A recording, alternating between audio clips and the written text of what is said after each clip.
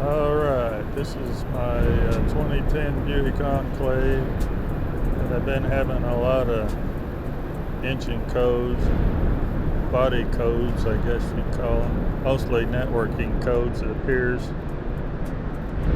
over probably 2 years now.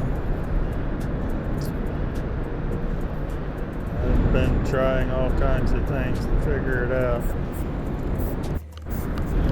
In this clip, I'm looking for a windshield leak.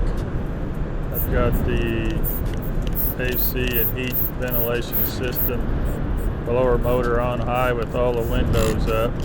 This creates a positive pressure inside the cabin and will show up air trying to leak out, as you can see here, in the corner of the windshield.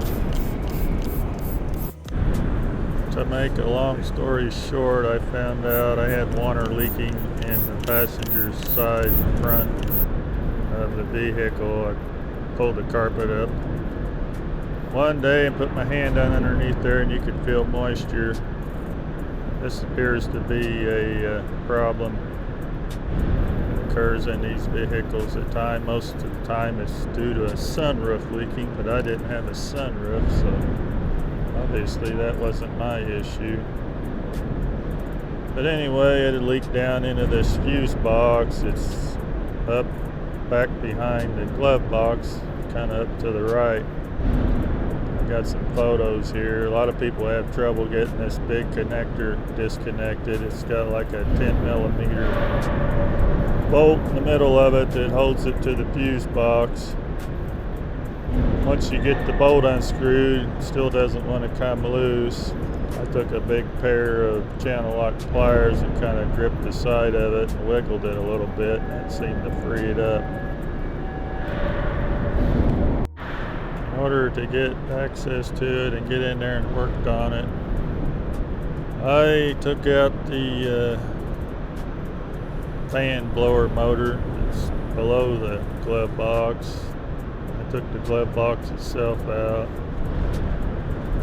Then I ended up cutting some of the rubber covered insulation against the footwell there out in order to get enough clearance to mostly get the fuse box back in. I got it out without cutting it out, but it seemed to be a lot harder to get back in. As you can see from the pictures, there was a fair amount of corrosion on some of the connectors, mostly the 3 connectors wiring that comes in from the top side of the fuse box. So I ended up taking the whole fuse box out. There's 2 screws that hold it in from the bottom. One's kind of back against the firewall at an angle, and the other one's to the front left corner. And then it kind of hinges on a tab, so if you take those 2 screws out and get that big electrical connector taken loose at the bottom, you can pretty much wiggle it out of there. I did kind of screw up one of the 25 amp fuses there on the corner, taking it out, although seems to still have continuity, so I didn't worry about it too much. Once you get the whole fuse box assembly out, then you can even further tear it down by layers. I had to pull all the fuses out and all the relays, fuses on the other side of the board out, and it kind of lets you pry it apart, where you can get in and clean the contacts up better. One side even had a bunch of wires running all over it. I didn't do anything to those yet. I mostly just cleaned the contacts up, so I might still possibly have issues. I don't know. Also, I couldn't really do much with the connections on top where the pins go into the connectors. I just insert them pulled them out 3 or 4 times, hoping that would help rub any corrosion away from the pins, but if somebody knows a good way to clean those, they might put it down in the comments. My initial problem started with the fact the car wouldn't turn over. You tried to start it, just acted like the starter was totally dead. I called the tow truck the first time it happened, and they were taking forever to get there, and every once in a while I'd try to start it again, and finally it just started up like nothing was wrong with it. I think what happens is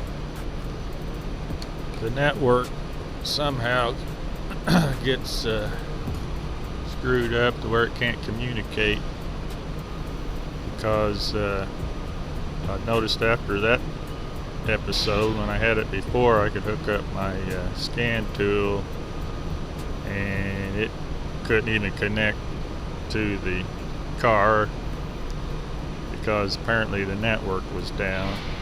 And then when you finally do get it to work again, it has all kinds of communication errors between most of the modules. I hope this helps some other people with the same issues that I went through. Tried to put some helpful links in the description below, some websites I found, explain some of these issues probably better.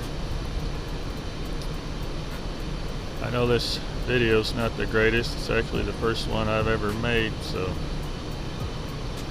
don't crucify me too much.